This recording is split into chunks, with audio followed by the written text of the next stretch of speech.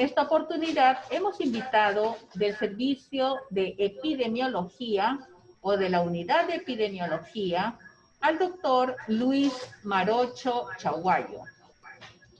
Él va a compartir con nosotros un tema de gran interés a quien le cedemos el micrófono.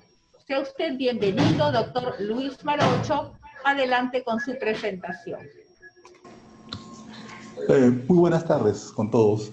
Bueno, agradezco la invitación y vamos a iniciar con el tema que está programado: intervenciones en salud colectiva. El tema es importante toda vez que estamos permanentemente requeridos y como trabajadores de salud para intervenir en este tipo de problemas que se suscitan o las amenazas que pueden darse. Tenemos que empezar un poco tocando el asunto, tratando de definir bien nuestro campo de acción, que es la salud. Y en función de esa definición, tratar un poco de presentar sus determinantes.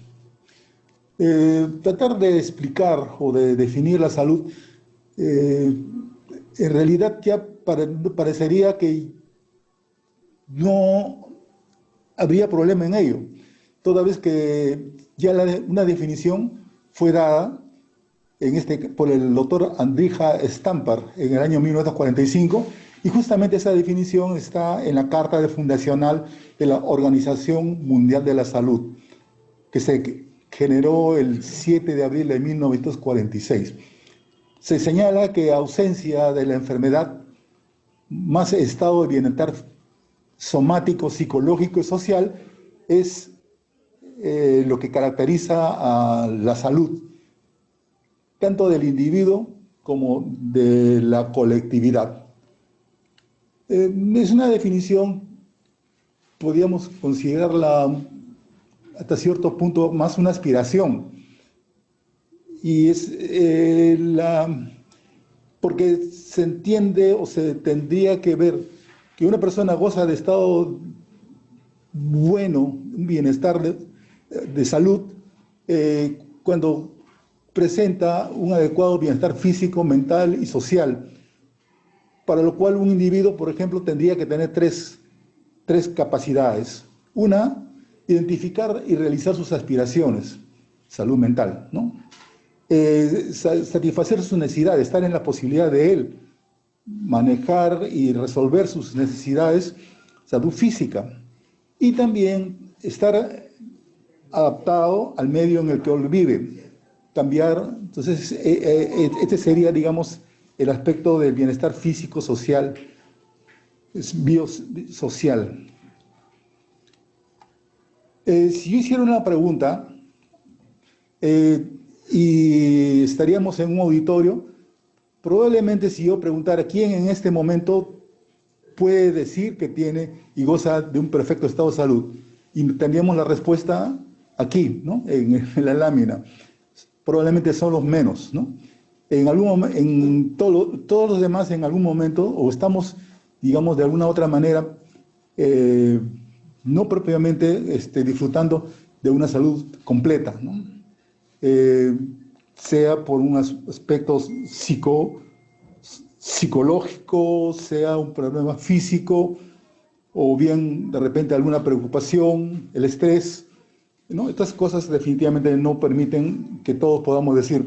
Y aún así, la persona que goza de un estado de salud en un determinado momento, pues ese estado de salud puede no ser permanente, y en algún momento esta salud puede ser, digamos, afectada y resquebrajada.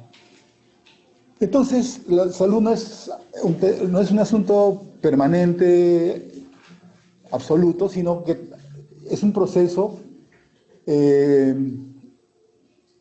que alterna con el proceso de enfermedad. Es un proceso que tiene extremos.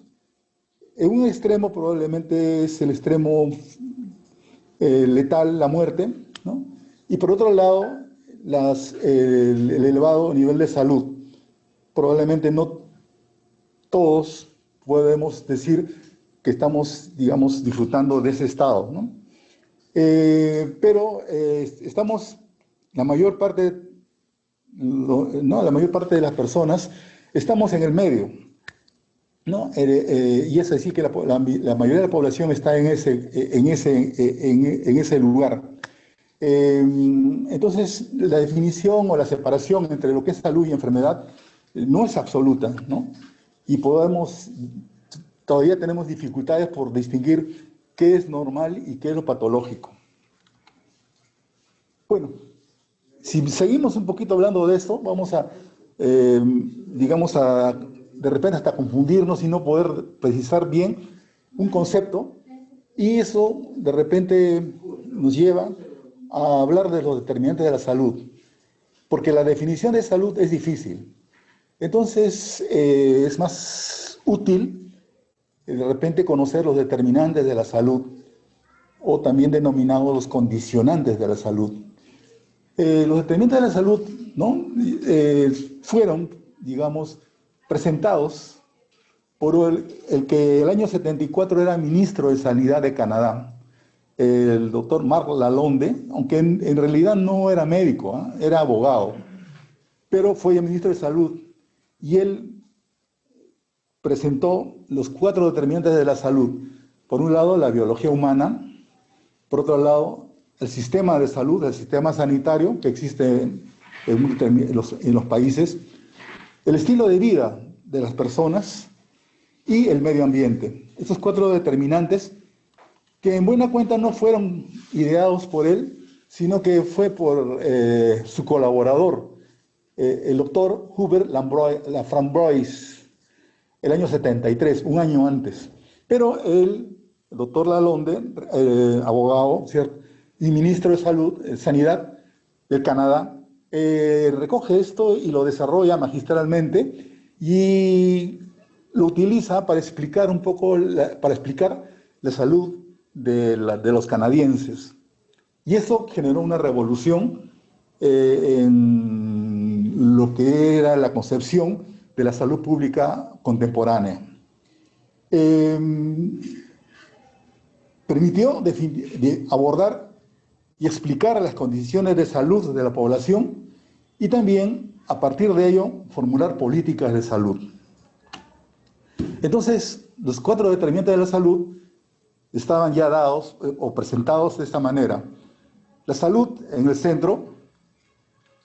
La salud en el centro tenemos la biología humana, el medio ambiente, los estilos de vida y la organización de salud. Este cuadro es un poquito más complejo, pero es prácticamente, se construye a partir del cuadro anterior. Hay pues determinantes cercanos al ser humano, ¿no?, que son los determinantes proximales, ¿no? El más cercano a todos es obviamente la biología, pero también, pues, también el comportamiento de los estilos de vida de las personas, también el medio ambiente, el entorno de las personas, y también tenemos los servicios de salud que están, digamos, en el sistema, y están relativamente cercanos. Posteriormente, ya más lejanos, están pues las condiciones de vida y trabajo, y también las condiciones socioeconómicas, culturales, ambientales y hasta políticas, ¿no? Entonces, este es un modelo un poquito más complejo al anterior, y es el famoso modelo multinivel de los determinantes de salud. Bueno, vamos a desarrollar, si se quiere, cada uno de estos determinantes. Tenemos uno que es quizás el más cercano al ser humano, es la propia biología humana. Importante señalar de que aquí la biología humana es poco lo que se ha logrado, digamos, a la fecha poder modificarla, ¿no? Si bien en la actualidad ya se está logrando hacer modificaciones a nivel del genoma, aquella información que está, digamos, predeterminada y que probablemente explique algunos daños a la salud, el hombre no ha podido intervenir en este factor, en este determinante. Entonces, se convierte así en una variable no modificable todavía, aun cuando, como vuelvo a repetir, se están dando intentos en el plano genético de poder intervenir o modificarlo al punto de poder prevenir o evitar enfermedades que pudieran inclusive estar sedando desde antes de nacer, ¿no? Por la información que es contenida en el genoma. Pero existe otro problema ligado a la biología humana, que es el ciclo vital. Tampoco el hombre ha podido de repente detener el envejecimiento y por tanto la población de una u otra manera también podemos encontrar, ¿no?, la problemática generada evidentemente por esta forma de, digamos, de progresión, digamos, de la existencia humana, y llegando finalmente a la senectud. Últimamente se ha hablado de que en Tel Aviv, Israel, ha habido ya alguien que ha esbozado la posibilidad de detener o enlentecer el proceso del envejecimiento. Vuelvo a repetir, este es un factor difícil de modificar y probablemente poco lo que se ha logrado o lo que podríamos haber avanzado en el control y en la modificación de este factor. Tenemos este otro factor, que es el entorno de las personas, es el medio ambiente. El medio ambiente sí es una variable que puede modificarse.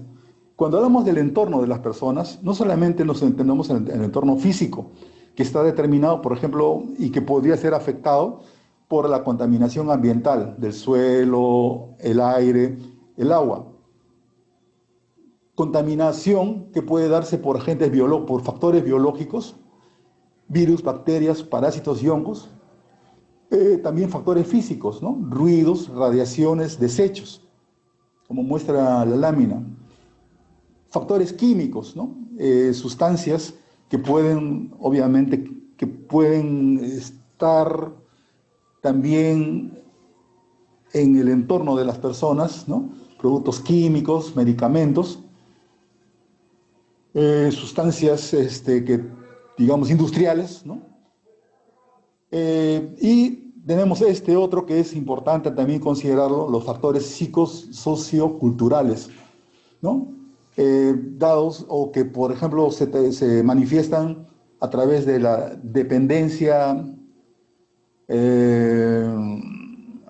a sustancias, la violencia, la promiscuidad, el estrés, ¿no?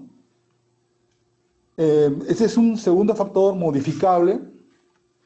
Y tenemos otro, que es el tercer factor o el tercer determinante, que es básicamente relacionado con el comportamiento humano, la conducta. Esto, por ejemplo, conducta de salud, que en algunos casos puede ser perjudicial. Tenemos, y lo mostrábamos, como el consumo de drogas, la inactividad física, situaciones de estrés, consumo excesivo, o sea, la alimentación, una alimentación mala en la medida de que, por ejemplo, el consumo exagerado de grasas, de sal, de azúcar, la promiscuidad, o sea, todo ligado al comportamiento humano, que en buena cuenta se podría señalar como hábitos insanos o de repente no hacer, digamos, lo necesario para de repente resolver la situación de repente de enfermedad o de carencias que pudieran darse en algún momento en nuestro organismo. Y otro componente es el sistema de asistencia sanitaria. Es un cuarto determinante en de la salud. Y todo está referido básicamente a la relación que existe entre las personas y los establecimientos y los servicios del sistema de salud. Por un lado la relación, el acceso, el contacto, la relación. Por otro lado tenemos la calidad, ¿no?, de esta relación y también los resultados de esta relación, ¿no? Entendemos de que esa es, hasta cierto punto, el objetivo de estas organizaciones, pero definitivamente no todos podríamos, digamos, decir que todos accedamos a esto. Entonces, de los 4 factores, ¿cuál es el más importante? Hemos señalado ya que en el factor biológico es poco lo que podemos hacer, intervenir, y quedaríamos con 3 de ellos. Pero si quisiéramos hablar de aquel factor, hemos mencionado que el factor biológico, la intervención es limitada. Tendríamos que ver en qué factor podríamos nosotros tener mayor posibilidad de éxito. Y tenemos que, digamos, conocer algo que Lalonde logró. Hizo un estudio y estableció de que esos 4 factores intervienen probablemente en la situación de enfermedad. Y estos factores, intervienen los 4 factores, pero cada uno con un peso diferente, ¿no? Y en uno de ellos, ¿no?, es el de la conducta en los estilos de vida, que a diferencia de los otros factores, es el que podríamos lograr un resultado mejor en las intervenciones. La foto que acompaña esta lámina es elocuente, ¿no?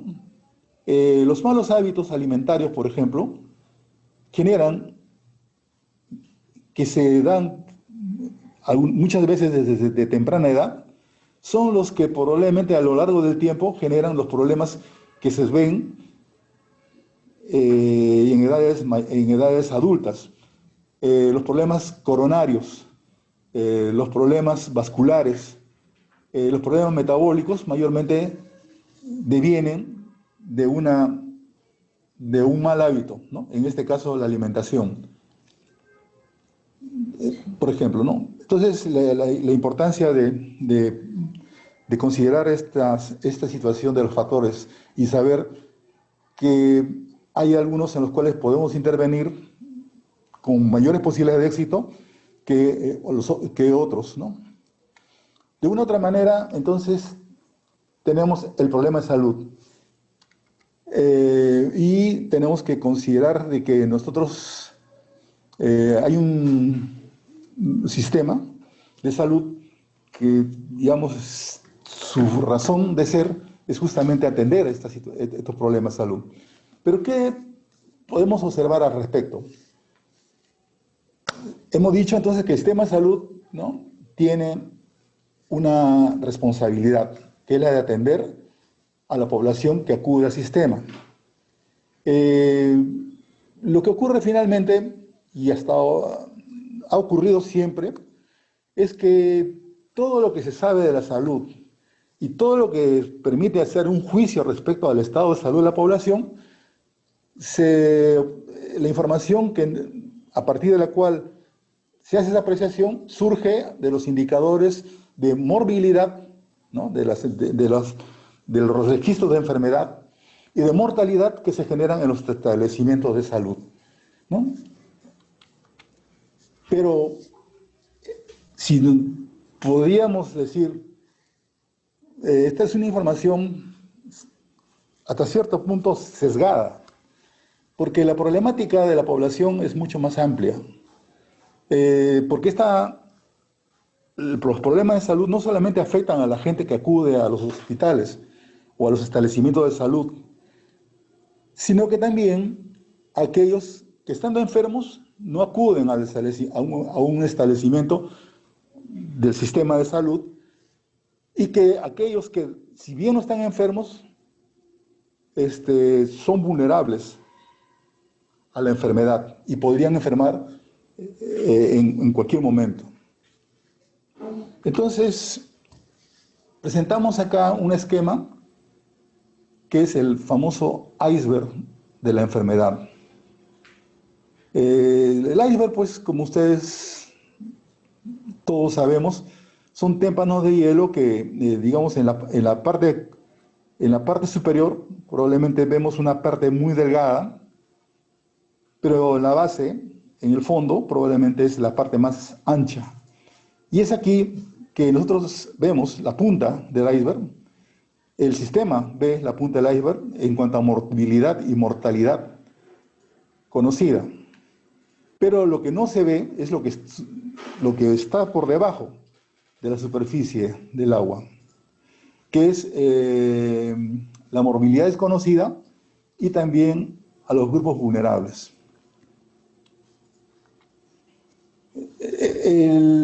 Esto es el sustento de la importancia de los servicios que se prestan en la comunidad misma.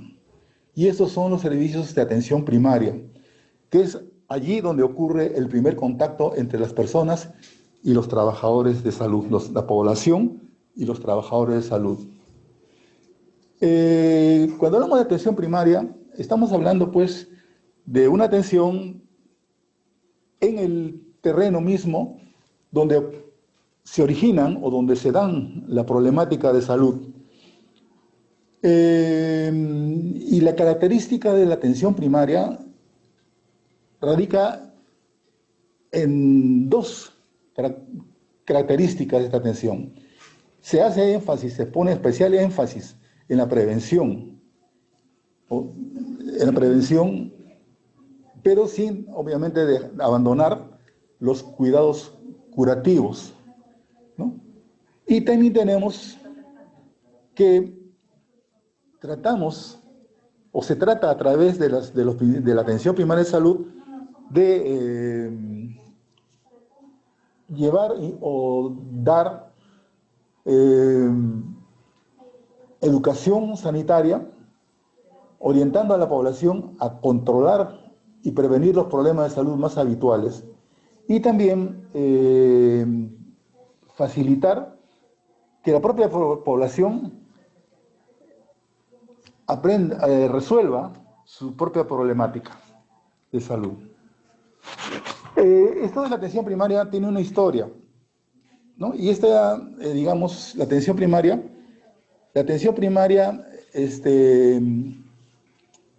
inicialmente fue propuesta, digamos, o generada como una, digamos, propuesta dada por una pareja de esposos, ¿no?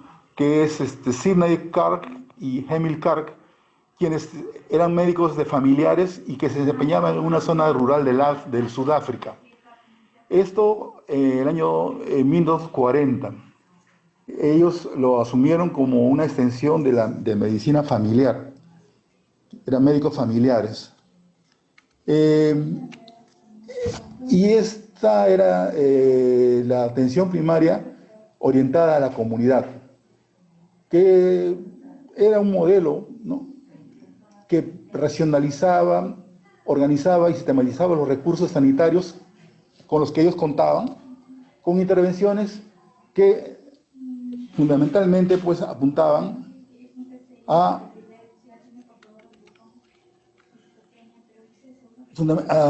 justamente a lo que era la atención primaria de salud. Poner énfasis, ¿no?, en la prevención, obviamente sin abandonar la atención curativa o recuperativa, y también promover condiciones de vida mejores en la población, con la participación de la población misma, con lo que es tomando o basando o desarrollando una actividad educativa para controlar y prevenir los problemas de salud más habituales.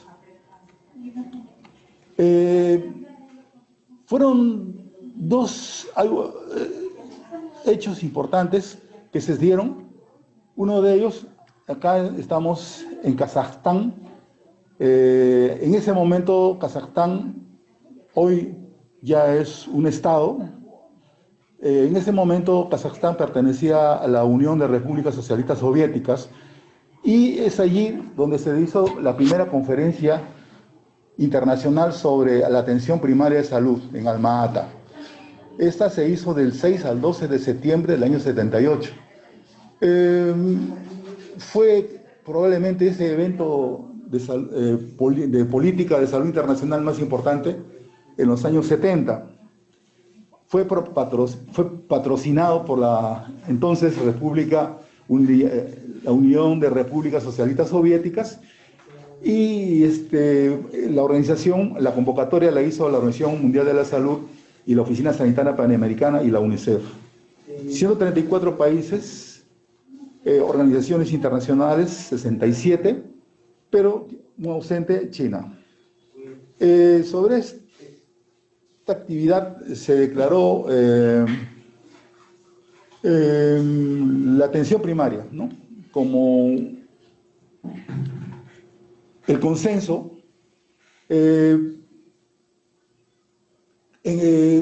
proponiéndola para que la adopten los países, al menos los países participantes, y proponerla también a todos los gobiernos del mundo. Los trabajadores y la comunidad internacional eran evidentemente los protagonistas de esto para implementar el modelo de atención primaria para todos los países y para todas las personas del mundo. Otro evento importante fue este que se hizo en Canadá, en Ottawa. Y ahí surge justamente una estrategia que se manejó un poco aparentemente irreal, ¿no? Esta estrategia de salud para todos en el año 2000. Esta conferencia internacional para la promoción de salud, que en realidad fue la primera que toca este tema de internacionalmente, de la promoción de la salud, se hizo pues el 21 de noviembre del año 1986. Y esta carta propone obviamente esta aspiración, esta meta, que si bien no se ha logrado probablemente como se pensó, señalaba pues la posibilidad de alcanzar la salud para todos el año 2000. Ya para ese entonces se manejaba ya la nueva concepción de lo que era la salud pública en el mundo. Y ahí está la Carta de Ottawa, ¿no? La Carta de Ottawa es la reunión, ¿no?, y señalando que la asistencia sanitaria de salud debe figurar en la agencia pública de todos los sectores y todos los niveles de gobierno. También importante destacar la participación de la comunidad como gestora, ¿no?, de su propia forma de encarar la problemática de salud para enfrentarla y mejorarla, y desarrollar la promoción de la salud.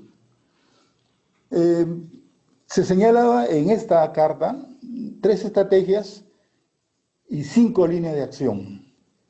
Probablemente el gráfico se ve muy bien.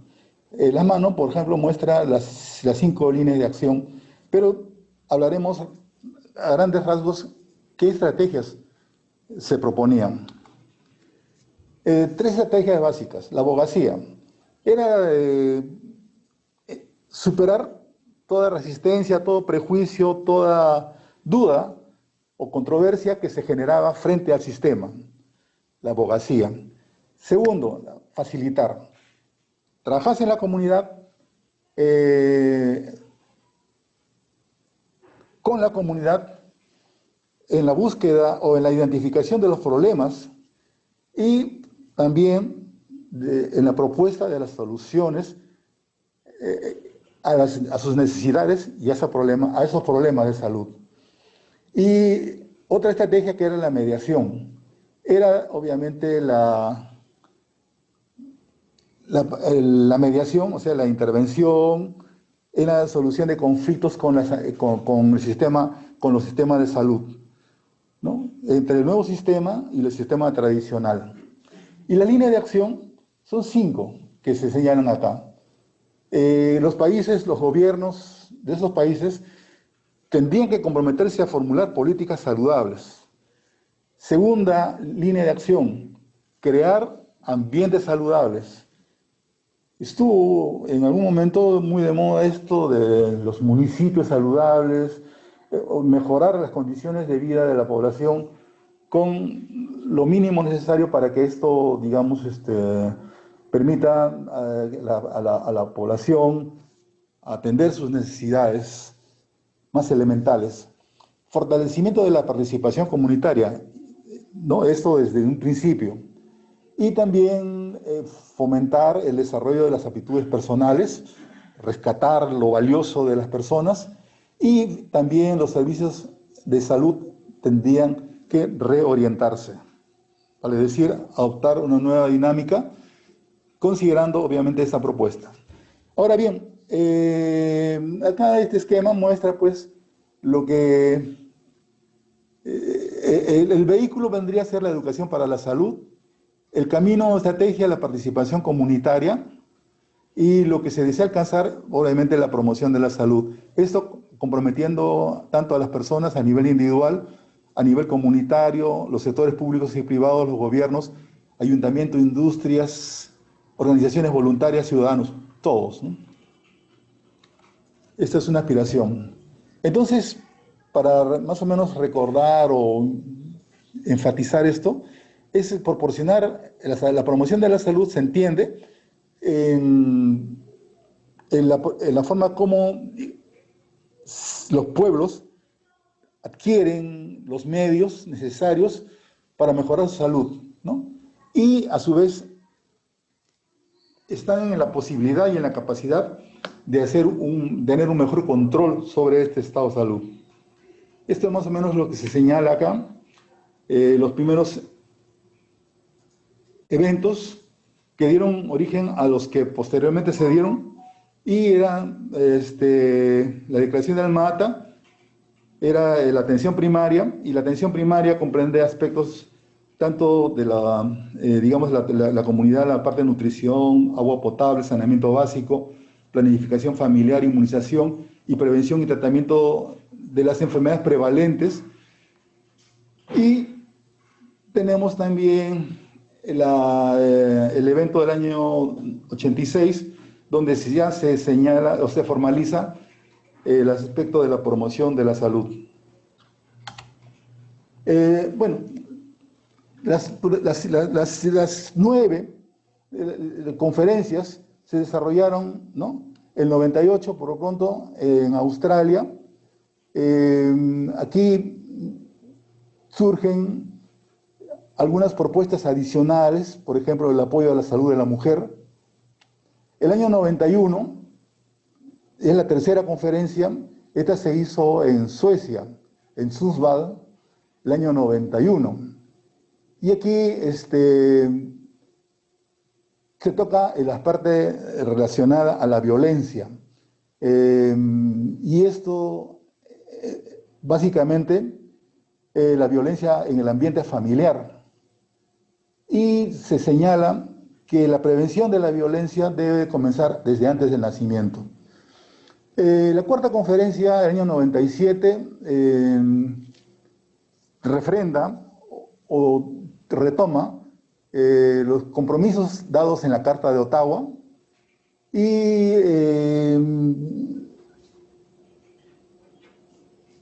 también el establecer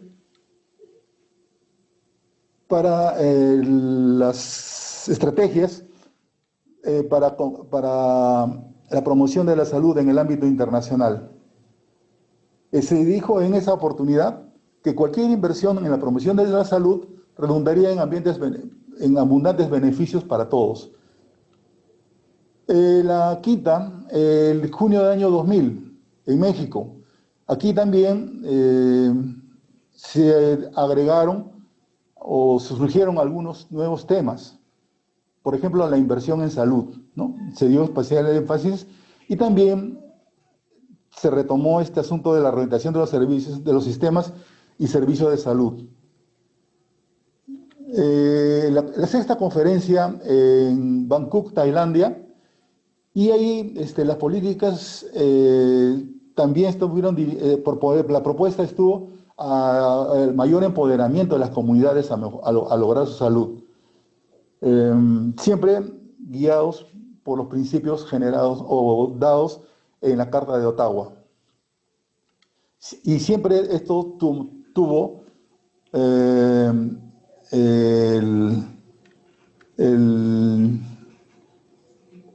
la ratificación de los Estados miembros en la Asamblea Mundial de la Salud. Tenemos la séptima, que es en Nairobi. Esta fue la primera y la única, creo, conferencia que se hizo en un pueblo africano, en la ciudad de Kenia, el año 2009. Y se mantiene, ¿no?, la propuesta de la atención primaria de salud con la participación comunitaria. La octava conferencia, ya esta se hizo en Helsinki, en Finlandia. Aquí también se invitaron y estuvieron 900 delegados de todo el mundo. Aquí se tocaron aspectos ya no tanto vinculados o ya no tan directamente tocados a la salud, digamos, la parte médica, sanitaria, pero sí se tocaron problemas sociales que sí tienen que ver con la salud, como por ejemplo la pobreza, el acceso al agua, el saneamiento, la seguridad y el desarrollo social y económico sostenibles. Y la última conferencia de la que probablemente yo tenga información, se hizo esta en la China, en Shanghái. Aquí esta conferencia se emitió la Declaración de Shanghái y lo importante acá es que se estableció obviamente un plan que comprende hasta el año 2030, ¿no? Donde se promueve el desarrollo sostenible. Muy bien, si hablamos de las intervenciones en salud colectiva, podríamos señalar que es la introducción de un cambio hacia una situación deseada. Pero este cambio o esta intervención debe de ser cuidadosamente planeada y que pueda ser, digamos, planeada para ser evaluada. O sea, entre la idea y la acción tiene necesariamente que haber un plan. Y planear una intervención, ¿no?, tiene que darse sobre la base del conocimiento de las características de la población afectada, o sea, vale decir, la población en la que se va a intervenir, ¿no?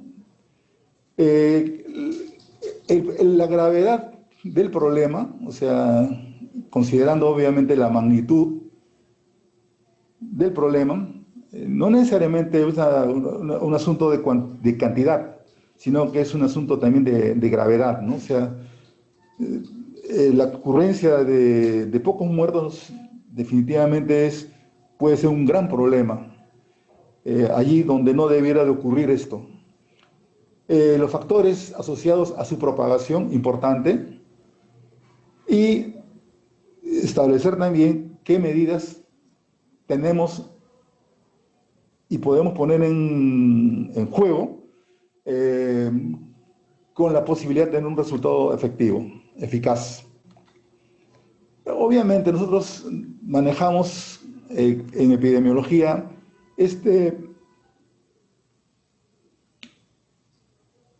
esta guía que es el juzgar el comportamiento de las enfermedades, y que en muchos casos las enfermedades están con nosotros de manera permanente, y estas son las enfermedades endémicas. Pero en determinadas circunstancias, esta enfermedad tiene un comportamiento inusual y entramos en un terreno de las epidemias. El canal endémico nos permite juzgar esto, ¿no? En qué medida una enfermedad adquiere ese comportamiento epidémico, abandonando o dejando ya de ser un comportamiento endémico. Y entonces, esta es una guía por la cual nosotros podemos asumir de que estamos encarando. La otra forma es la forma como una enfermedad, sobre todo las enfermedades transmisibles, se difunden en la población, algunas a una mayor velocidad, otras a una velocidad de repente no tanta, no tan rápida. Para eso manejamos el indicador que es el número reproductivo básico, el RO, que justamente permite juzgar con qué velocidad una enfermedad, transmisible se propaga, y podemos juzgar de todas estas enfermedades que, vistas bajo la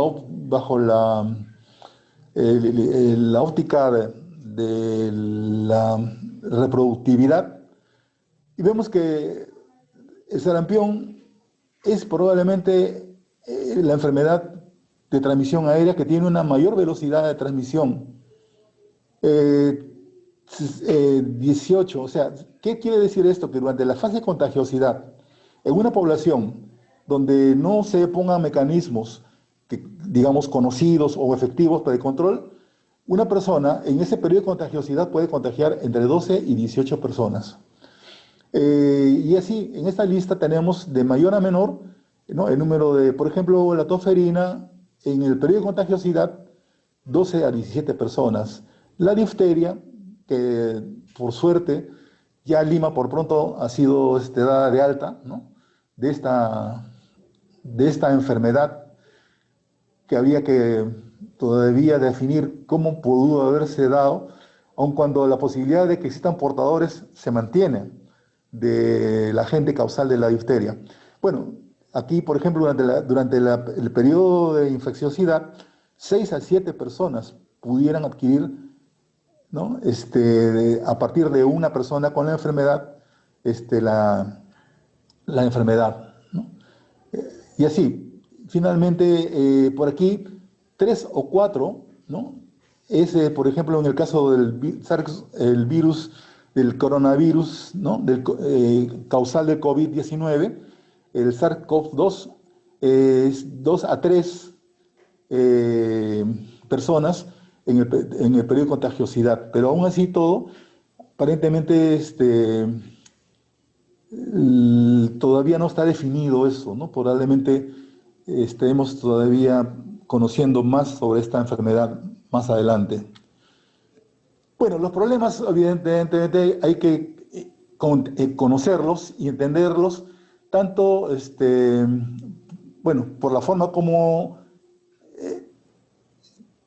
estos afectan a la población, y también por sus causas, ¿no?, tratando de establecer sus causas, manejando este conocimiento y también sus consecuencias. Y aquí pues surge una herramienta importante, ¿no?, que es esta herramienta, que es el enfoque del marco lógico. El marco lógico, para hacerlo más simpático el asunto, podríamos señalar de que presenta el problema como un árbol. Un árbol donde el problema es la enfermedad. Pero esta enfermedad se expresa o se evidencia a través de las consecuencias. Y estas consecuencias son obviamente lo que nosotros vemos, y es el problema cómo lo percibimos. Es la forma como percibimos el problema, las consecuencias. Pero tras bajo tenemos las causas. Estas raíces son obviamente las causas que alimentan al problema. Entonces, el grado de importancia es importante juzgarla por la gravedad del problema y también por la urgencia que existe de intervenir frente al problema. Aquí, por ejemplo, este árbol, bueno, podríamos considerarlo un árbol, pensar el problema del embarazo en adolescentes. Un indicador, ¿no? Por ejemplo, tendríamos el aumento de la mortalidad.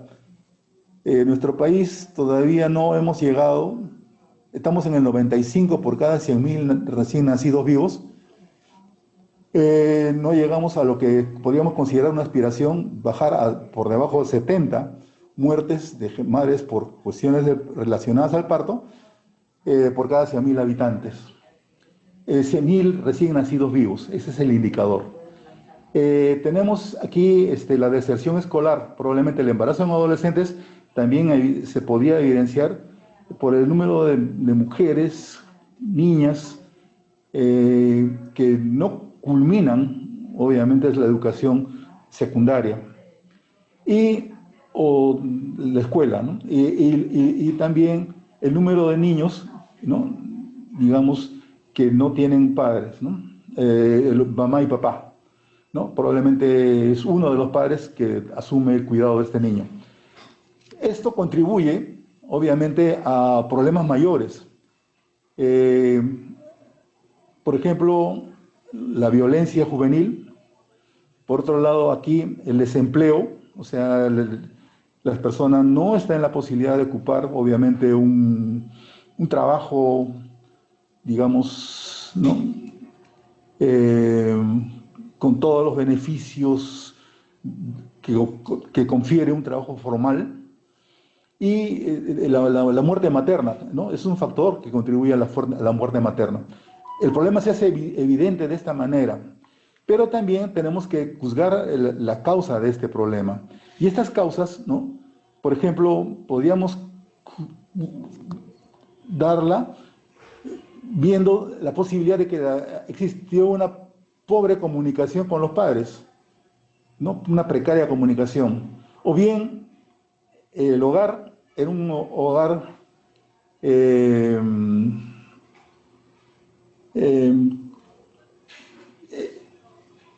un hogar no constituido, como por ejemplo aquí las familias monoparenterales. Cuando hablamos de familias monoparentales, hablamos de una familia en la cual o es uno, mayormente la mujer, o es un varón el que toma el control y el cuidado, faltando uno de los padres, ¿no? O bien los padres están, pero no están todo el tiempo en la casa porque tienen que buscar, obviamente, los recursos con los cuales puedan la manutención.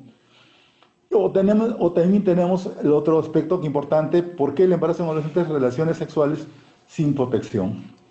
Entonces, el embarazo en adolescentes, y esto se percibe mejor en las zonas del interior del país, ¿no? Frente a este árbol es posible tener o desarrollar intervenciones generando un árbol de objetivos, ¿no? El árbol de las soluciones. Por ejemplo, ya el embarazo en adolescentes, resuelto este efecto, evitándolo, disminuyéndolo, tendríamos una disminución de la mortalidad. Tendríamos la posibilidad de niños que completan su educación formal y probablemente las posibilidades de acceder a un trabajo, a un empleo en las condiciones apropiadas. Niños que no estén en situación de abandono. Esto lógicamente nos permitiría conseguir jóvenes con buena relación social o personas que estén ya vinculadas o conectadas con el sistema, una estabilidad laboral, trabajadores que tengan una estabilidad laboral, o bien una reducción de la muerte materna y también la muerte neonatal. Y esto se podría lograr si es que logramos una buena comunicación con los padres de estas personas, de los niños o de las niñas, y las familias nucleares, aquí ya papá y mamá, que dan su tiempo y tienen un tiempo con sus hijos, y las relaciones sexuales con protección, ¿no? Entonces es ahí donde ya tenemos, ya entonces, de intervenciones en salud. Aquí rápidamente una intervención, entonces, se da para lograr dos cosas. O bien controlar la propagación de un problema de salud, ¿no?, que ya se está instalado en una determinada comunidad, o bien lograr que el problema no entre, ¿no?, que el problema se evite, la prevención, control y evitación. Las medidas de prevención y control pueden dirigirse a personas, a individuos, como también puede lograrse a la población. Las medidas de clase individual, vale decir, están referidas fundamentalmente a la protección y curación de una enfermedad de una persona, pero no tiene un impacto sobre el comportamiento total de la población. En tanto que las medidas de alcance poblacional pueden tener como objeto de control básicamente la eliminación de una enfermedad, la erradicación de la enfermedad, y esto sí trae un beneficio a la población, al menos a la población. Si hablamos de control, por ejemplo, lo hacemos en la comunidad, básicamente con la finalidad de reducir la morbilidad y mortalidad. No la eliminamos. Van a haber casos de enfermedad y probablemente ocurran muertes, pero no en la magnitud que ocurriría si es que no se desarrollaran acciones de control. Entonces, las acciones de control van a depender de la enfermedad y también de los recursos, o sea, la naturaleza de la enfermedad y los recursos, y también de la forma como actúe la población.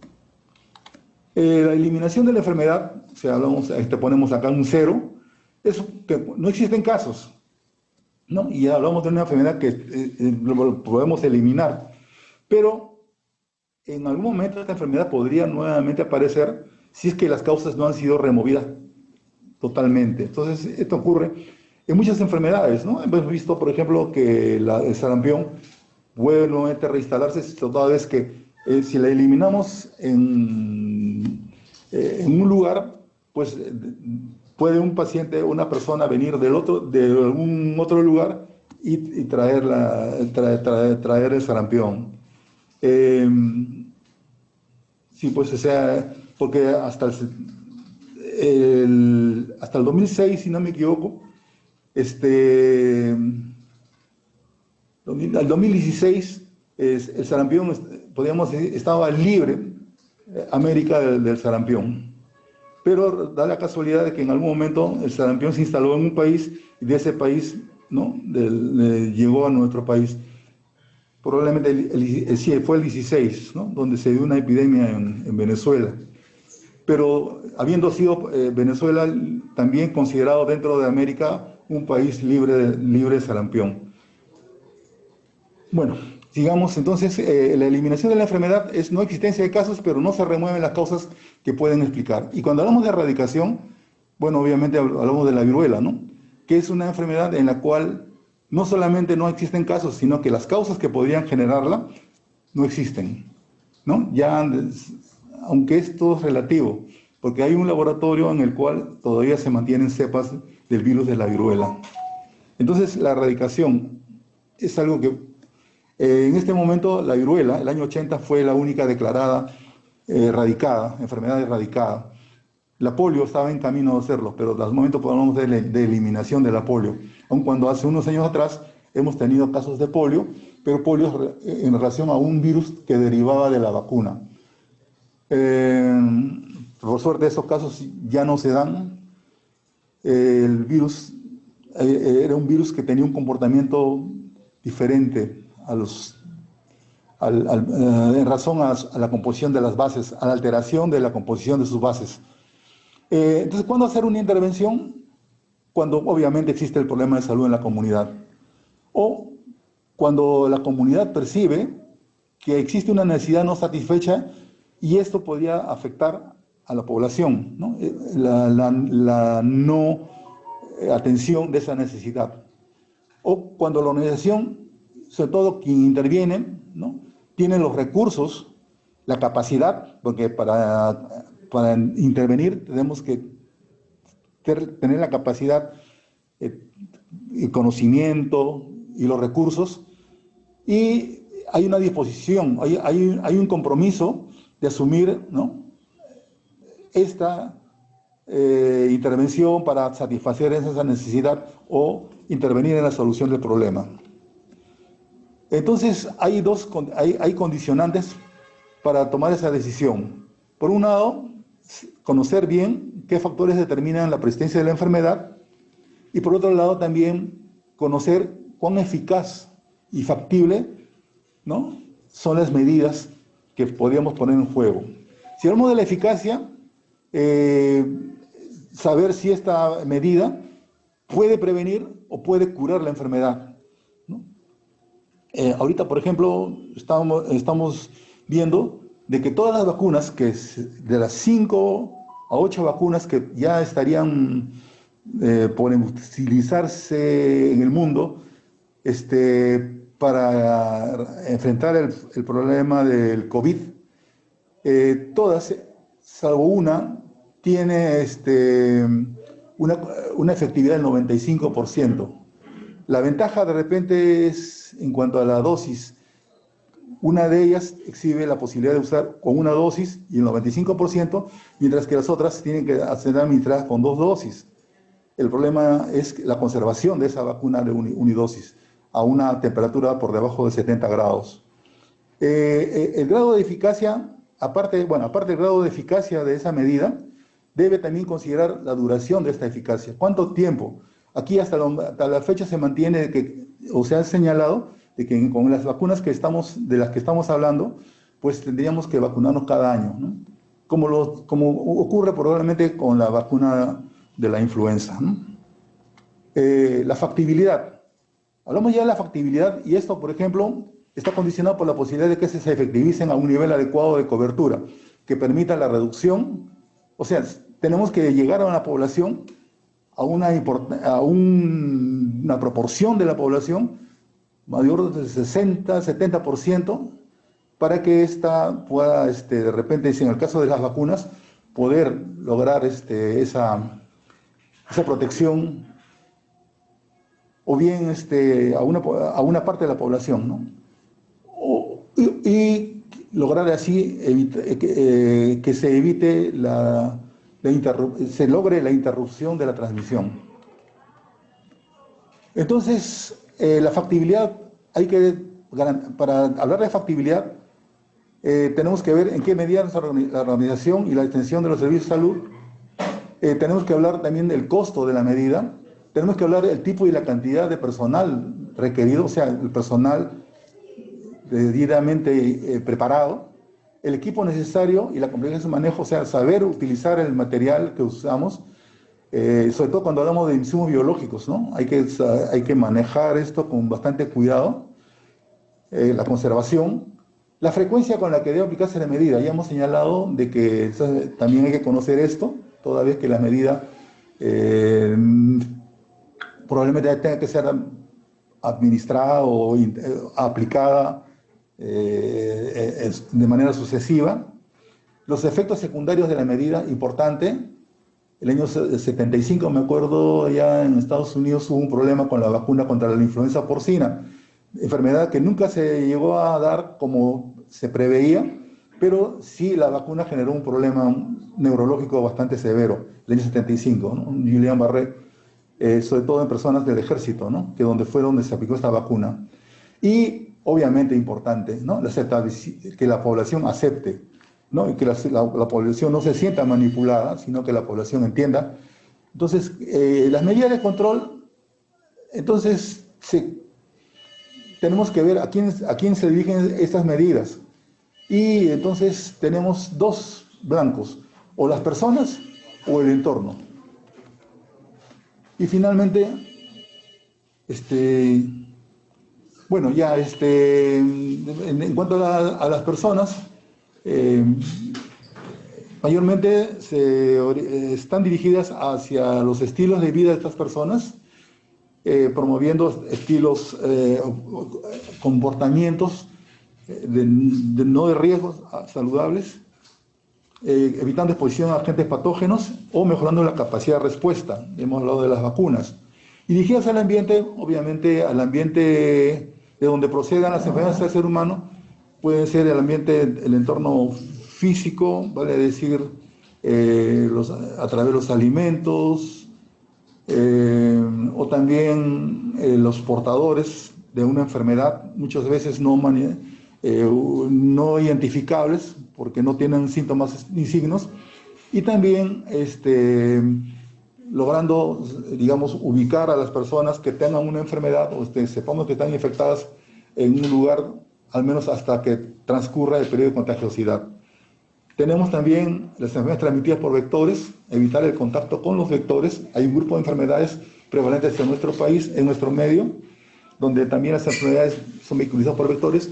Y finalmente también tenemos acá los animales como un reservorio importante de muchas enfermedades. Y había que también orientar esas intervenciones hacia los animales, sea a través de la inmunización, sea también a través de la eliminación de animales. Recuerden que en Dinamarca han eliminado 200.000 bisones, ¿no? De bisones, porque eran portadores de un virus pareciera mutante del SARS-CoV. Bueno, entonces aquí finalmente ya para las medidas, entonces vamos a ubicarlas, ¿no? Dentro de medidas de promoción de la salud, medidas para protección de la salud, diagnóstico y tratamiento precoces y restauración de la salud. A ver, promoción de la salud, que la población aprenda a cuidar y a manejar un control sobre su salud. La protección de la salud, acciones específicas ya para evitar, obviamente, la presencia, las enfermedades frente a las cuales podían estar expuestas. Por ejemplo, agentes físicos, químicos o biológicos. ¿No? La vacunación, por pronto, es una de ellas, o también la no exposición a sustancias, a gases, a sustancias químicas. El diagnóstico de tratamientos precoces, el tamizaje, ¿no? Vale decir, entre otros, una enfermedad metabólica bastante frecuente, la diabetes, o bien la hipertensión arterial, y así, ¿no? Los controles médicos serían deseables, ¿no? Por ejemplo, en niños, los problemas oculares, ¿no? La agudeza visual en los colegios. Y lo que se da ya a nivel institucional, la atención primaria en los centros, en la comunidad misma, o bien en los establecimientos de salud con especialización, la atención especializada. Bueno, este es un poco el cuadro final, ya donde vemos que estas medidas están, digamos, ubicadas a lo largo de esto que es la historia natural de la enfermedad.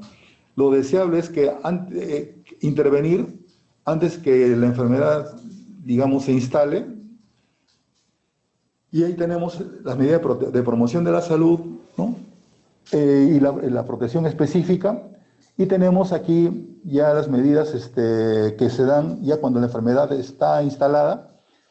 Pero si tratamos precozmente, podemos limitar la enfermedad al punto de que se pueda no producirse daños importantes o secuelas que puedan inclusive ser revertidas.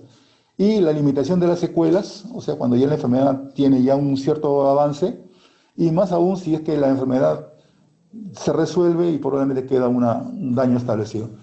Bien, creo que de momento lo demás, señalar el monitoreo. Bueno, el monitoreo se hace fundamentalmente durante el desarrollo de la intervención, ¿no? Para ajustar un poco y resolver los problemas al momento que se puedan reproducir. Entonces, conocemos los problemas, o conocemos cómo va el desarrollo de la intervención y finalmente hacemos un juicio de valor de la intervención. ¿Estamos yendo bien? Y la evaluación económica, o sea, lo que se invierte, simplemente decirles de que la evaluación mayormente se hace a través de este análisis, el análisis de costo-efectividad, ¿no? Vale decir que permite utilizar o comparar los costos y los efectos de dos o más intervenciones que podamos considerar, y pero los resultados no se miden en plata, ¿no? Sino se miden en unidades de salud. Por ejemplo, años de vida ganados, supervivencia global, supervivencia libre de enfermedad, mortalidad evitada, medidas de morbilidad, como por ejemplo casos detectados por programas de cribado, ¿no?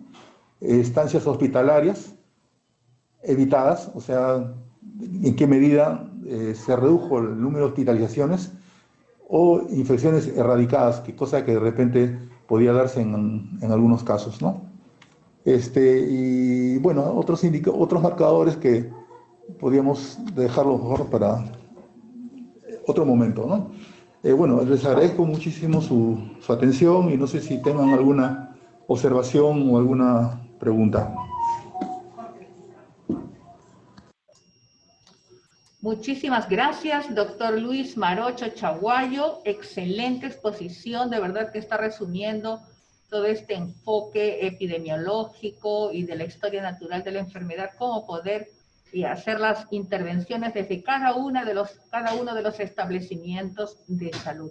Así es, amigos, como muy bien mencionó el doctor Marocho, a partir de este momento se aperturan las preguntas vía chat. Estamos a la espera de las preguntas que puedan realizarle al profesional, y mientras tanto, doctor Marocho, podríamos ir conversando, ¿no es cierto? En el transcurso de su exposición, usted mencionó un tema bastante importante, que es la violencia de género, que se ha venido incrementando en el desarrollo de toda esta situación en nuestro país. ¿Cree usted que ese tema podría ser incluido en la agenda del Ministerio de Salud para poder abordar como problemática a que se desarrolla en salud? Sí. Definitivamente, ¿no? Porque, como vuelvo a repetir, o como dije o presentamos hace un instante, los determinantes de salud pues engloban 4 aspectos, y uno de ellos es el entorno, ¿no? O sea, los que están relacionados con el medio. Definitivamente, ¿no? La violencia familiar, y más aún la violencia de género, que llega a situaciones increíblemente dramáticas en nuestro medio, como también, por ejemplo, la violencia laboral, ¿no? Entonces, de hecho, genera situaciones de daño psíquico, que, digamos, obligan a tomar intervenciones al respecto. Y tengo entendido que hay una dirección en el Ministerio de Salud Mental, ¿no? Que es el doctor Yuri Kutipe, es el director de esto. Lo he escuchado más de una vez, ¿no? Y justamente insiste en que tendríamos que implementar o promover una política, ¿no? De salud mental para encarar estos aspectos, ¿no? Muchas gracias por su respuesta, doctor Marocho. Quizá nos podría, de manera resumida, enfocar de qué manera el Instituto Nacional de Salud del Niño brinda esas principales intervenciones que van a dar por consecuencia la salud colectiva. ¿Cómo estamos nosotros contribuyendo a la salud colectiva de nuestro país? Este programa, digamos, esta secuencia de presentaciones que se dan, ¿no? A través de telemedicina, creo que ya es una forma, ¿no? Como, digamos, se está dando. Pienso que, por ejemplo, el que hayan incluido esta presentación, al menos si no es una información vasta, ¿no?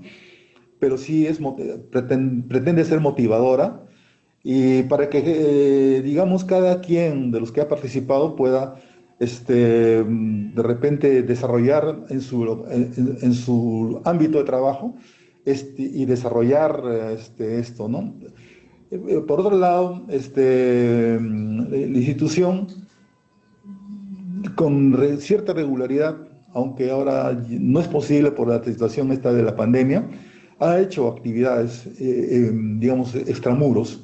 Esta actividad extramuros, ¿no?, de las cuales hemos participado más de una vez, eh, permite ese contacto, ¿no?, con la población, con sus autoridades, con sus dirigentes, con la población misma, ¿no?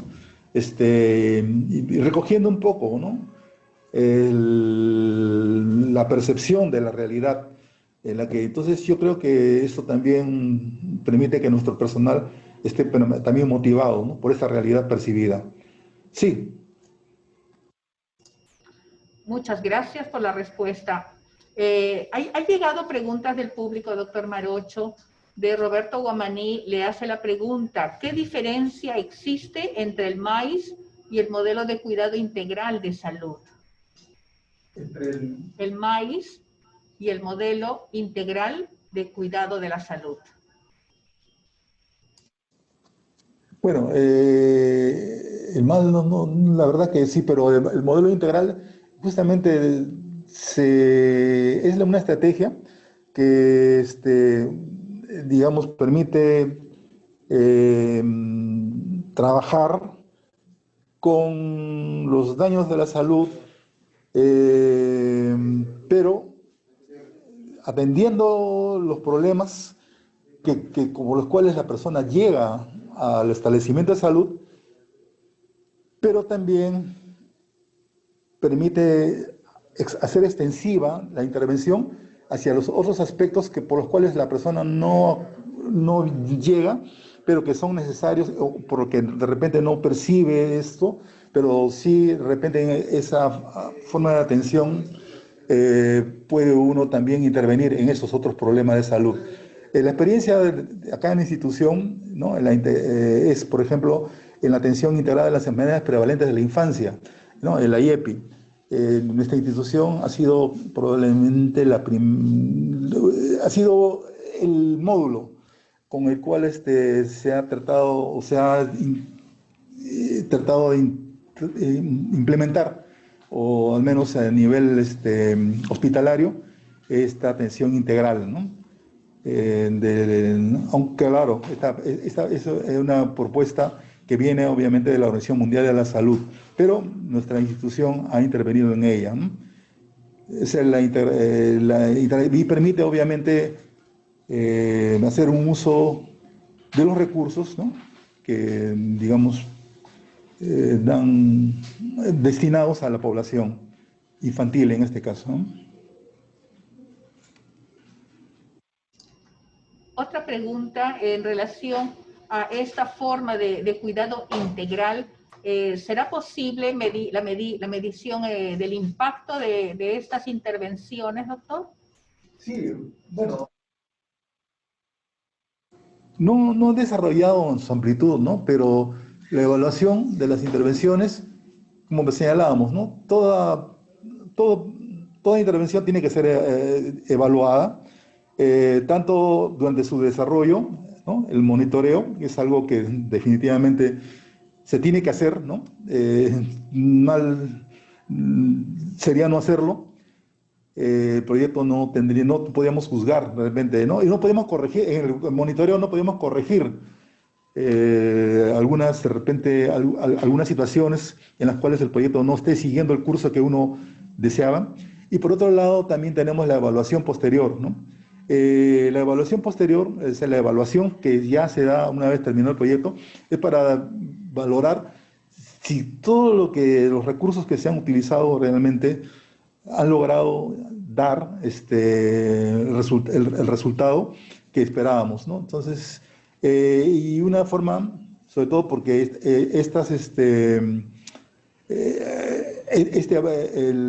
la subvención tiene uno que, digamos, sustentarla, y es justamente la evaluación económica, ¿no? Y de ellas hemos visto, bueno, el costo de efectividad, el análisis del costo de efectividad, aunque de repente en algún momento también sea necesario hacer la evaluación el costo-beneficio, donde ya utilizamos indicadores de tipo monetario, ¿no?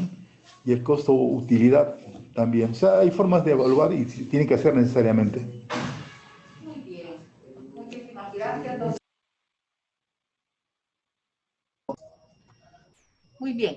Agradecemos entonces finalmente la presencia del doctor Luis Marocho Chaguayo por su excelente exposición y en aras del tiempo vamos a finalizar ya esta presentación, no sin antes felicitarlo e invitarle a futuras telecapacitaciones para que podamos seguir disfrutando pues de este amplio dominio y conocimiento del expositor.